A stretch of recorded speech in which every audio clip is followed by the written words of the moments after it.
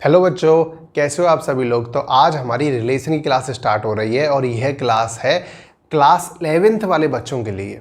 ठीक है, तो IIT JEE के लिए आपकी बहुत ही महत्वपूर्ण क्लास है और आपके कॉन्सेप्ट बहुत ही अच्छी तरह से क्लियर कराए जाएंगे और आप भी इस वीडियो को अच्छी तरह से देखिएगा। तो चलिए रिलेशन की शुरुआत करते हैं कि आखिर रिलेशन क्या होता है। देखिए, रिलेशन टॉपिक के अंदर मैंने आपको इससे पहले जो सेट्स टॉपिक पढ़ाया था उसमें अच्छी तरह से बता दिया था कि सेट्स किसे कहा जाता है। अब रिलेशन की जो डेफिनेशन होती है वो डेफिनेशन कहती है कि connection between two sets is called a relation. तो ये है हमारी definition, a connection between two sets. ठीक है, यानी कोई भी दो सेट्स हैं उनके बीच में एक क्या है, एक सा प्यारा सा कनेक्शन है और उस कनेक्शन को हम क्या कहेंगे, रिलेशन कहेंगे। अच्छा, कनेक्शन क्या होता है इसको समझते हैं। चलिए मैं आपको एक एग्जांपल समझाता हूँ।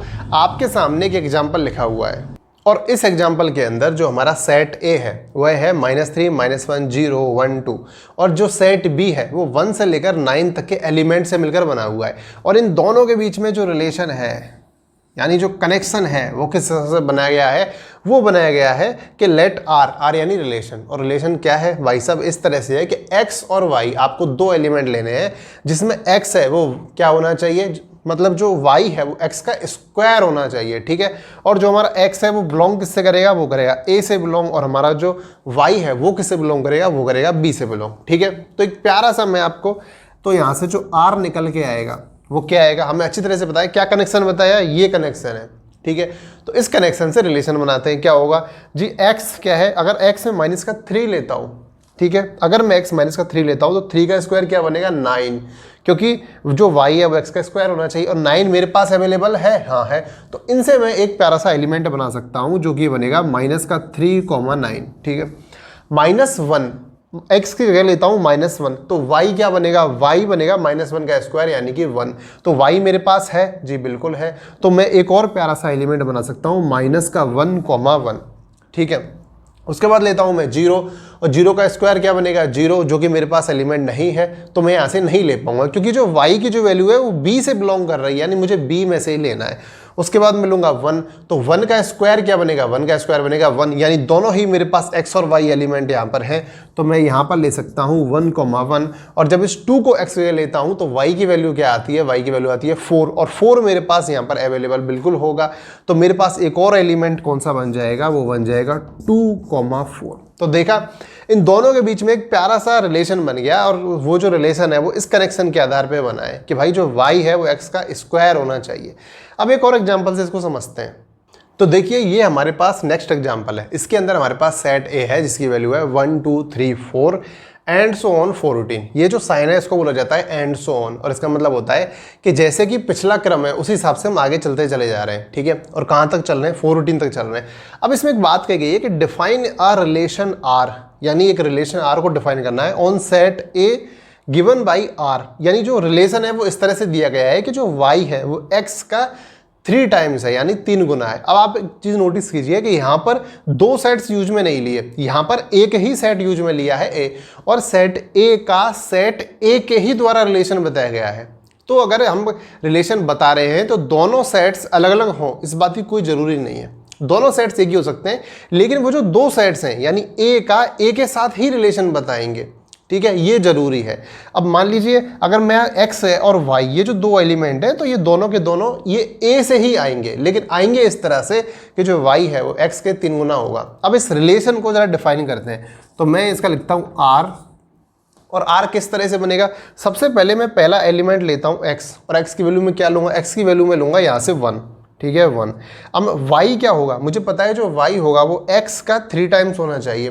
तो क्या x का 3 टाइम्स कितना बनेगा, अगर x 1 है तो y कितना बनेगा, y बनेगा 3, और 3 यहाँ अवेलेबल है जी, बिल्कुल है। तो मेरे पास एक एलिमेंट बन गया 1,3। ठीक है, अगर मैं x की वैल्यू यहाँ से 2 लेता हूँ, इस वाले x की वैल्यू अगर मैं 2 लेता हूँ तो y मेरे पास क्या बनेगा, 6, और 6 अवेलेबल है, बिल्कुल है। अगर मैं 3 लेता हूं तो 9 बनता है, अगर मैं 4 लेता हूं तो मेरे पास 12 बनता है, और अगर मैं 5 लेता हूं तो मेरे पास बनता है 15, और ये जो 15 है मेरे पास इस सेट ए के अंदर अवेलेबल नहीं है, यानी y को वैल्यू में यहाँ नहीं ले सकता, तो ये एक एलिमेंट नहीं बन पाएगा। और मुझे यहीं क्लोज करना पड़ेगा। ठीक है, तो मेरे पास जो रिलेशन बन के आया है वो इन एलिमेंट के द्वारा बन के आया है, और वो रिलेशन बना है, उसके जो एलिमेंट है वो है 1 3 2 6 3 9 और 4 12। ठीक है, ये बात आपको समझ आ गई होगी। अब देखिए ये जो रिलेशन है इसकी एक और डेफिनेशन है जो उसे बहुत ही और ज़्यादा स्पष्ट बनाती है। अब उस डेफिनेशन को देखते हैं। तो देखिए इस दूसरी डेफिनेशन को समझिए। ये दूसरी डेफिनेशन क्या कहती है? ये कहती है a relation defined from A to B, यानी ए से बी में जो रिलेशन डिफाइन है वो क्या है? इज एनी सबसेट ऑफ, यानी वो क्या है जो रिलेशन बन के आएगा। रिलेशन बन के क्या आया था? जैसे कि मैंने आपको बताया था ना 1,3, ये जो बन के आया था पिछले बार एग्जाम्पल में, ये जो बन के आएगा एनी सबसेट ऑफ, सबसेट होगा। किसका सबसेट होगा? कोई भी सबसेट हो सकता है। एनी सबसेट यानी कोई भी सबसेट हो सकता है। किसका? Of Cartesian product A into B, यानी अगर मैं A और B इन दोनों सेट्स का अगर मैं प्रोडक्ट करता हूँ और प्रोडक्ट के बाद जितने भी मेरे पास एलिमेंट आएंगे तो उन एलिमेंट में से कोई भी जो एक एलिमेंट होगा वही होगा हमारा रिलेशन A टू B। ठीक है, इस चीज़ का ध्यान दीजिएगा। मैंने अगर A से B में डिफाइन किया है तो आगे भी A ही लिया है, क्योंकि आपको अच्छी तरह से पता होगा अगर हम प्रोडक्ट करते हैं तो आगे A लिखा है तो A के ही एलिमेंट आगे आते हैं। ठीक है, और यहाँ पर भी इसी तरह से चलता है। अब इस एग्जाम्पल समझिए कि आखिर मैं कहना क्या चाह रहा हूँ। तो अब आप इस एग्जाम्पल को देखिए। इसके अंदर मेरे पास सेट ए है जो कि उसके एलिमेंट है 2 3 4, और जो सेट बी है उसके एलिमेंट है 1 2। ठीक है, और एक रिलेशन बताया गया कि एक्स और वाई, और इनके बीच क्या रिलेशन है भाई? जो वाई है वो एक्स का क्या है, या फिर आप ऐसे लीजिए एक्स को अगर हाफ किया जाए तो हमें वाई मिलेगा। ठीक है, अब मुझे एक बात आई है, मैं सीधा सीधा पहले रिलेशन निकालता हूँ। ठीक है, और रिलेशन मेरा निकलता है, मुझे पता है x की वैल्यू में क्या लूँगा 2, और जब x की वैल्यू में 2 लूँगा तो y की वैल्यू क्या आएगी 1। तो 1 मेरे पास है, जी हाँ बिल्कुल है। ठीक है, तो मेरे पास आ गया 2,1, और दूसरा अगर मैं 3 लेता हूँ तो 3 का हाफ कितना होगा 1.5, और 1.5 मेरे पास यहाँ है नहीं। लेकिन जब मैं x की वैल्यू 4 लेता हूँ तो y की वैल्यू 2 मेरे पास अवेलेबल है। तो एक और जो मेरे पास एलिमेंट बन गया वो बन गया मेरे पास 4 और 2। ठीक है, तो ये मेरे पास एक रिलेशन आ गया है। अब मैंने क्या बताया था? मैंने बताया था कि ये जो रिलेशन है इज एनी सबसेट, यानी कोई भी सबसेट होगा इन दोनों के बीच के प्रोडक्ट का। तो चेक करते हैं क्या सच में सबसेट बन रहा है। एक काम करते हैं, इन दोनों का प्रोडक्ट करते हैं सेट्स का। तो जब मैं इन दोनों का प्रोडक्ट करूंगा, यानी जब मैं करूंगा A इंटू बी, तो मेरे पास क्या बनेगा? मेरे पास बनेगा इसका फर्स्ट एलिमेंट लूंगा और बीच में इसके फर्स्ट एलिमेंट का इससे मल्टीप्लाई करूंगा तो क्या बनेगा? मेरे पास बनेगा 2 1। इसके फर्स्ट एलिमेंट का फिर इससे मल्टीप्लाई करूंगा और मेरे पास क्या बनेगा 2 2। फिर जो 3 है, इस 3 के साथ मैं इन दोनों एलिमेंट को लूंगा और मेरे पास बनेंगे 3,1 और 3,2। फिर 4 के साथ मैं दोनों एलिमेंट लूंगा और मेरे पास बनेंगे 4,1 और 4,2। तो देखिए ये मेरे पास आ गया प्रोडक्ट, ये मेरे पास आ गया रिलेशन। अच्छा, इस प्रोडक्ट के जो सबसेट होंगे वो सबसेट क्या होंगे? मैंने आपको बताया था जो एलिमेंट होते हैं, ये जो एलिमेंट जो होते हैं यही इसके सबसेट होते हैं। ठीक है, इनको बाहर निकाल के सेट बनाते जाओ, वो सबसेट कहलाएंगे। अब मैं चेक करता हूँ मेरे पास जो रिलेशन के जो एलिमेंट हैं क्या मेरे पास यहाँ अवेलेबल हैं। देखिए जो 2 1 है वो मेरे पास यहाँ पे अवेलेबल है। ठीक है, उसके बाद जो मेरे पास 4 2 है वो भी मेरे पास यहाँ अवेलेबल है। अब जब आप इसके सबसेट बनाते तो इन दोनों का यूज करते, और यही दोनों मेरे पास यहाँ अवेलेबल है। इसका मतलब है हमारी जो डेफिनेशन है वो बिल्कुल सही बोलना चाह रही है। लेकिन याद रखना यहाँ एनी लिखा हुआ है, यहाँ ऑल नहीं लिखा हुआ। ये नहीं कहना चाह रहे कि जितने भी सबसेट होंगे वो सभी के सभी हमारे रिलेशन में आएंगे, सभी नहीं आएंगे। देखिए कितने सारे हमारे बच गए, लेकिन हाँ जितने भी रिलेशन के अंदर आएंगे वो सबसेट होंगे प्रोडक्ट के। ठीक है, ये बात आपको समझ में आ गई होगी। अच्छा, अब एक एग्जाम्पल देखते हैं। आपके सामने एग्जाम्पल लिखा हुआ है जिसके अंदर सेट ए है 1 2 और सेट जो बी है वो है 3 4 7। अब वो कह रहा है then the number of relations from A to B, यानी ए से बी के बीच कितने रिलेशन होंगे मुझे बताइए। अच्छा, मुझे आप एक बात बताइए, अगर मैं आपसे कहूँ कि ए से बी के बीच कितने रिलेशन होंगे, ये आप कैसे निकालेंगे? तो अभी मैंने आपको समझाया था कि हम क्या करेंगे, सीधे सीधे ए इंटू बी, इसके अंदर जितने भी एलिमेंट आते हैं वो जो एलिमेंट हैं और उनसे मिलने वाली जो सबसेट है, उन सबसेट का फॉर्मूला क्या था? 2 की पावर n, ये फॉर्मूला था। यानी हम इसकी वैल्यू निकालेंगे और ये जो हमारी वैल्यू होगी वही हमारा इसका आंसर होगा। क्योंकि अभी मैंने आपको बताया था कि जो रिलेशन होंगे वो क्या होंगे? सबसेट होंगे इसके, और इसके सबसेट निकालने का फॉर्मूला ये हो गया। यहाँ तक बात आपको समझ में आ गई। लेकिन मैंने आपको बताया था ऐसा ज़रूरी नहीं है कि जितने भी सबसेट बनेंगे वो सारे के सारे सबसेट हमारे रिलेशन के अंदर भी आएंगे। आपने पिछले एग्जाम्पल के अंदर देखा था कि हमारे जो सबसेट थे वो ज़्यादा आए थे, ठीक है, जबकि हमारे पास जो रिलेशन के अंदर आए थे वो एलिमेंट आए थे सिर्फ 2 आए थे। तो इस वजह से अगर मैं यहाँ पे कहूँ कि सीधे सीधे कितने बनेंगे तो मैं नहीं बता सकता कितने बनेंगे। लेकिन अगर मैक्सिमम की बात करें कि मैक्सिमम कितने बन सकते हैं, तो मैक्सिमम बन सकते हैं तो भैया हमको निकालना होगा a इंटू बी। इस a इंटू बी के अंदर कितने सबसेट होंगे, तो सबसेट निकालने का जो फॉर्मूला था वो था 2 की पावर n, ठीक है। अब यहाँ पर a जो है, यहाँ पर जो n है वो n क्या है, n है एलिमेंट। इसके अंदर कितने एलिमेंट होंगे और एलिमेंट कितने होंगे मुझे नहीं पता, लेकिन ये जो बॉक्स है, ये जो a इंटू बी है, इसके अंदर कितने एलिमेंट होंगे, जो a के जो एलिमेंट हैं यानी एलिमेंट हैं 2 और b के जो एलिमेंट हैं वो एलिमेंट हैं 3। अगर इस 2 को 3 से मल्टीप्लाई किया जाए तो क्या होगा, 6 आएगा। और ये 6 क्या है, a इंटू बी इनके एलिमेंट है। और n अगर मैंने n की जगह पे रखता हूँ तो मेरे पास क्या आता है, मेरे पास आता है 2 की पावर 6। और ये 2 की पावर 6 मेरे पास क्या आएगा, 2 की पावर 6 मेरे पास आएगा रिलेशन a से b के बीच में जितने रिलेशन ज़्यादा से ज़्यादा मैक्सिमम बन सकते हैं, ठीक है। ये बात आपको समझ में आ गई। अच्छा, ये जो फॉर्मूला है ये मैंने आपको सेट्स टॉपिक के अंदर अच्छी तरह समझाया था। अगर आपको आता है तो अच्छी बात है, नहीं आता है तो एक बार जाके वीडियो ज़रूर देख लेना। इसके बाद एक और प्यारा सा दूसरा एग्जाम्पल लेते हैं। तो आपके सामने एक एग्जाम्पल लिखा हुआ है और हमारा जो लास्ट एग्जाम्पल था उसके अंदर आपसे पूछा गया था a टू b, लेकिन यहाँ पर पूछा गया है a to power set of b। अच्छा, पावर सेट क्या होता है मैंने आपको सेट्स टॉपिक के अंदर अच्छी तरह से बता दिया है। अगर नहीं पता तो जाके वीडियो जरूर देख लेना, वरना ये टॉपिक आपको समझ नहीं आने वाला, ठीक है। अब इसे कैसे निकालेंगे, देखिए सेट ए के अंदर 2 एलिमेंट है मेरे पास और सेट बी के अंदर मेरे पास कितने एलिमेंट है जी, मेरे पास 3 एलिमेंट है। तो अब मुझे एक बात बताइए, अगर मुझे ए से P B, A to P B, अगर मुझे ये रिलेशन निकालना है तो ये रिलेशन किस तरह से निकलेगा, तो ये जो रिलेशन है वो रिलेशन निकालने के लिए मैं क्या करूँगा, मेरे पास एक फॉर्मूला है और वो क्या कहता है कि ए और पावर सेट ऑफ बी, अगर इन दोनों का आपस में प्रोडक्ट किया जाए, प्रोडक्ट करने के बाद जितने भी आपके सबसेट आएंगे, ठीक है, जितने भी नंबर ऑफ सबसेट आएंगे वो क्या किस में काउंट होंगे, वो हमारे रिलेशन के बराबर होंगे।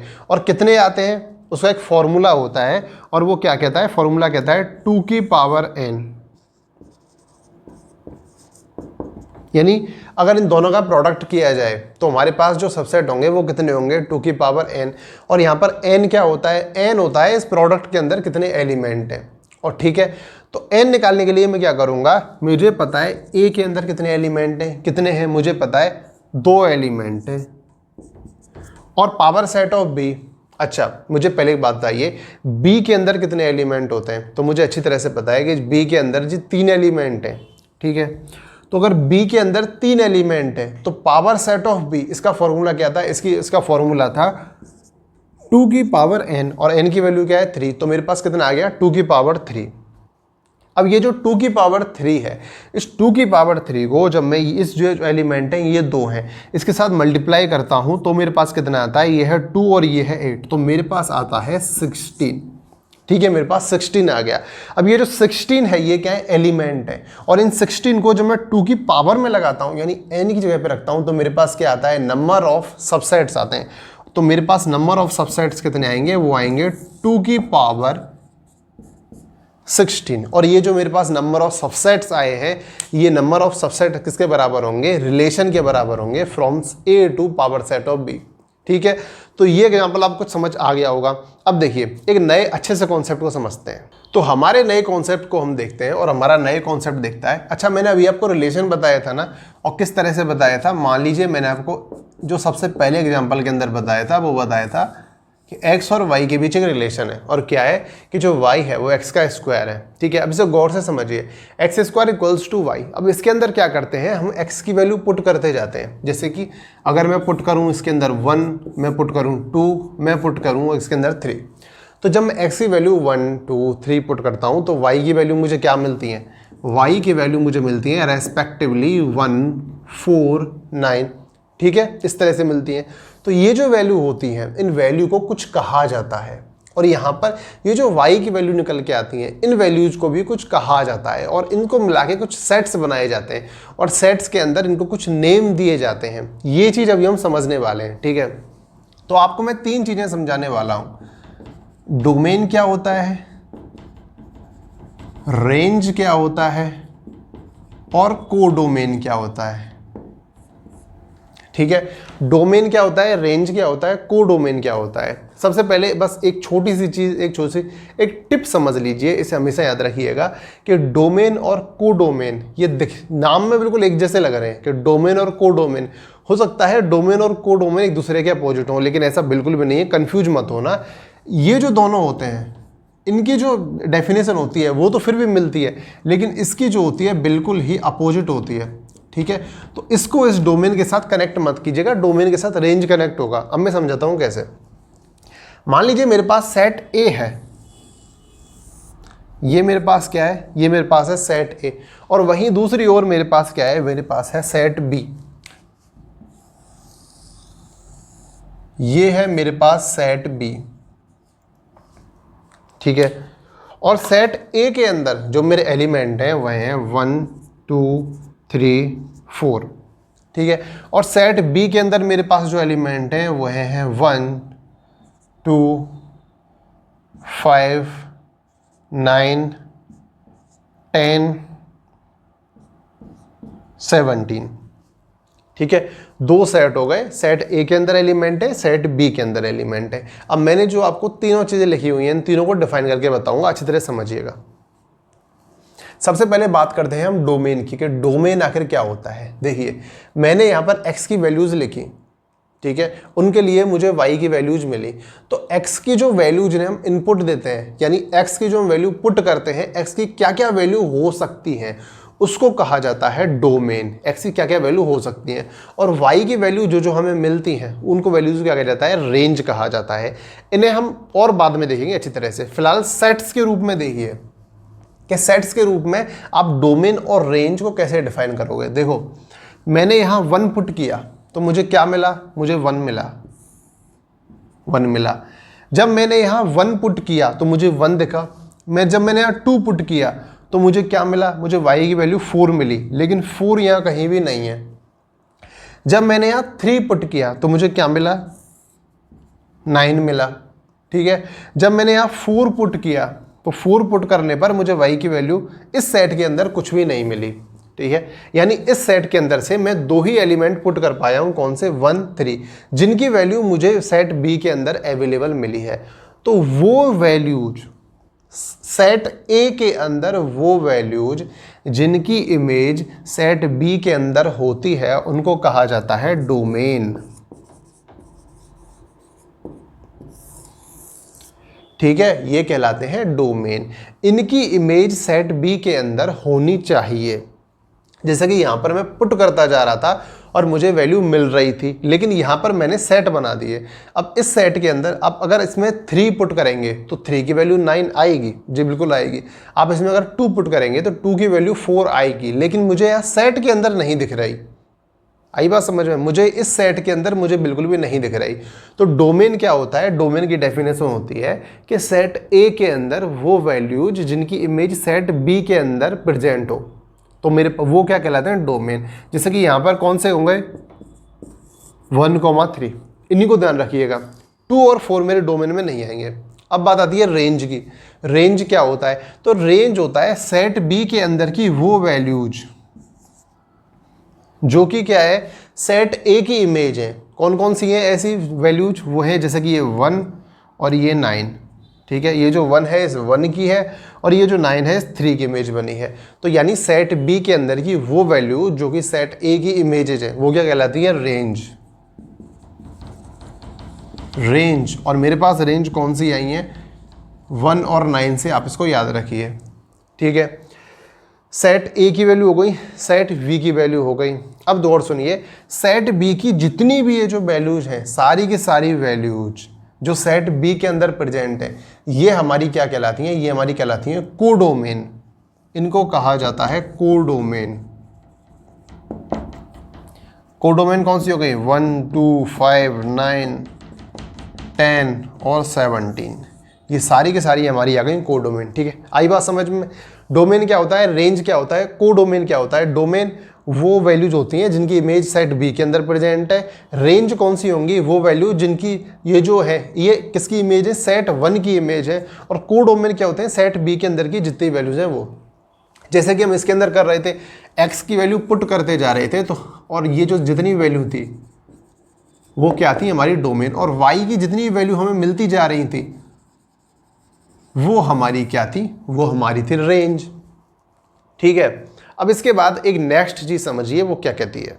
तो अब हम नेक्स्ट देखते हैं कि आखिर रिप्रेजेंटेशन ऑफ रिलेशन क्या होता है। यानी जो हमारे रिलेशन होते हैं ना,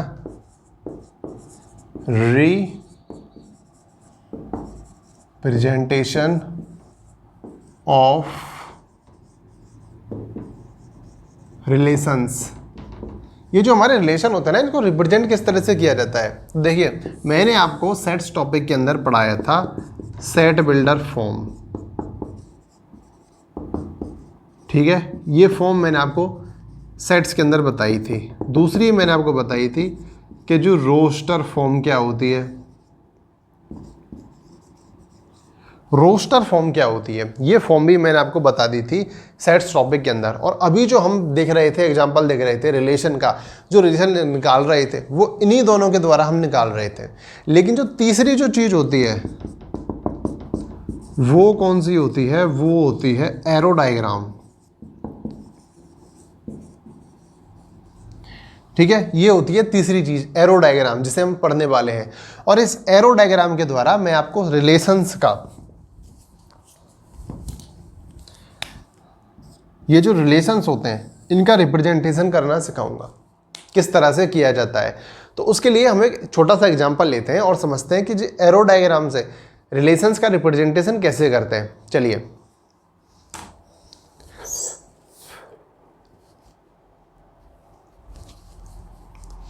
तो ये मैंने वो एग्जांपल लिया है और इस एग्जांपल के अंदर देखते हैं कि रिलेशंस जो थे उनको एरो डायग्राम से कैसे डिफाइन किया जा रहा था। अच्छा, मैं इनमें एक रिलेशन बनाता हूँ। रिलेशन कैसे बनाता हूँ कि जो x, y है वो किस हिसाब से है, वही कि जो y है वो x का स्क्वायर है।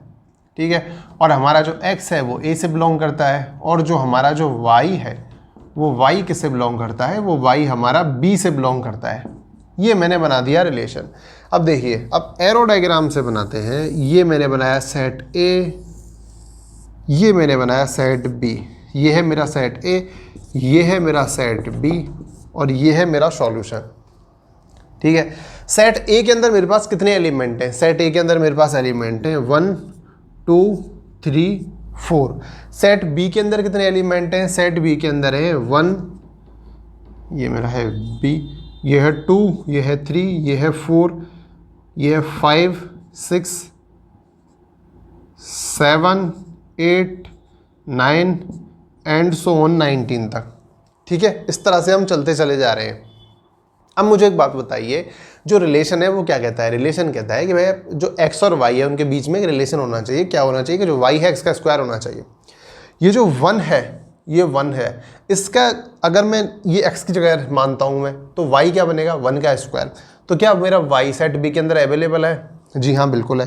तो एक जो मेरा रिलेशन मिलेगा उसे मैं इस तरह से एरो से रिप्रेजेंट करता हूँ। ठीक है, पहले मैं वहाँ पे कैसे लिख रहा था, वहाँ पे मैं लिख रहा था 1 1, इस तरह से लिख रहा था। यहाँ पर मैं एरो से रिप्रेजेंट कर रहा हूँ। ठीक है, अब मेरे पास ये जो दूसरा एलिमेंट है 2, इस दूसरे एलिमेंट 2 के लिए मेरे पास सेट B के अंदर कौन सा एलिमेंट है, तो सेट B के अंदर y यानी x का स्क्वायर के पास मेरे पास कौन सा होगा, वो होगा 4। 3 एलिमेंट के लिए कौन सा होगा, उसके लिए होगा 9। 4 के लिए कौन सा होगा, 4 के लिए मेरे पास होगा यहाँ पर 16। यानी मेरे ये जितने भी एलिमेंट हैं उनके लिए यहाँ पर कोई ना कोई इमेज अवेलेबल होगी। तो ये है आपका एरो रिप्रेजेंटेशन। ठीक है, एरो डायग्राम से रिप्रेजेंट करना इसे बोला जाता है। अब इसके अंदर मैं आपसे 3 चीज़ें पूछता हूँ, और वो 3 चीज़ें हैं कि भैया हमारा डोमेन क्या होगा, भैया हमारी रेंज क्या होगी, और भैया हमारा कोडोमेन क्या होगा। अब मुझे इन तीनों के एग्जांपल, इन तीनों के आंसर दीजिए। सबसे पहले हमारा डोमेन क्या होगा, तो मैंने अब क्या बताया था, जरा अपनी डेफिनेशन याद कीजिए कि सेट ए के अंदर जितने भी एलिमेंट जिनकी इमेज सेट बी के अंदर अवेलेबल हो वो हमारे डोमेन होंगे। वो कौन कौन से हैं? 1 की है, 2 की है, 3 की है, 4 की है। तो ये हमारे क्या हो गए? ये हमारे हो गए डोमेन। आई बात समझ में? उसके बाद मैंने क्या बताया था? रेंज क्या होती है? तो क्या होती है? मैंने बताया था वो एलिमेंट जो कि सेट ए के अंदर जो एलिमेंट है उनकी इमेजेज है, ठीक है, वो हमारे पास क्या है? रेंज है। यानी कौन कौन सी है? 1 है, 4 है, 9 है, 16 है। 1 है, 4 है, 9 है, 16 है, ये हमारे पास आ गई रेंज। और कोडोमेन क्या बताया था? सेट बी के अंदर जितने भी एलिमेंट हैं वो सारे के सारे एलिमेंट होते हैं हमारे कोडोमेन। और वो कौन कौन से हो जाएंगे? वो हो जाएंगे 1 से लेकर 19 तक। जितने भी इंटीजर हैं वो सारे सारे इंटीजर, ठीक है। अच्छा मुझे एक बात बताइए, नंबर ऑफ डोमेन और नंबर ऑफ रेंज, इनके बीच में डिफरेंस क्या है? क्या बता सकते हैं? देखिए नंबर ऑफ डोमेन कितने हैं? 4, और नंबर ऑफ रेंज कितनी है? 4। और इनमें जो डिफरेंस आएगा वो कितना आएगा? 4 - 4 = 0, ठीक है। तो 4 - 4 कितना आ गया? 0। अब मैं आपसे पूछूं कोडोमेन, नंबर ऑफ कोडोमेन और नंबर ऑफ डोमेन, इनके बीच का डिफरेंस क्या है? तो आप कैसे बताएंगे? आप बताएंगे 19 माइनस वो कितने आए थे? 4, और ये कितना हो गया? 15, ठीक है। इस तरह से अब एक आंसर मुझे आप दीजिएगा, और वो आंसर है कि जी कोडोमेन, नंबर ऑफ कोडोमेन और नंबर ऑफ रेंज, इनके बीच का डिफरेंस क्या है? ये मुझे आप कमेंट बॉक्स में आंसर देके बताइएगा। तो इस एग्जांपल से आपको समझ आ गया एरो डायग्राम क्या होता है, आपको समझ आ गया डोमेन, रेंज और जो कोडोमेन होते हैं किस तरह से निकाली जाती है, ठीक है। अब हम समझते हैं कि फंक्शन क्या होता है, आखिर किस चीज़ को फंक्शन बोला जाता है। फंक्शन के लिए ये चीज़ आपको समझना जरूरी थी, मैंने आपको समझा दी।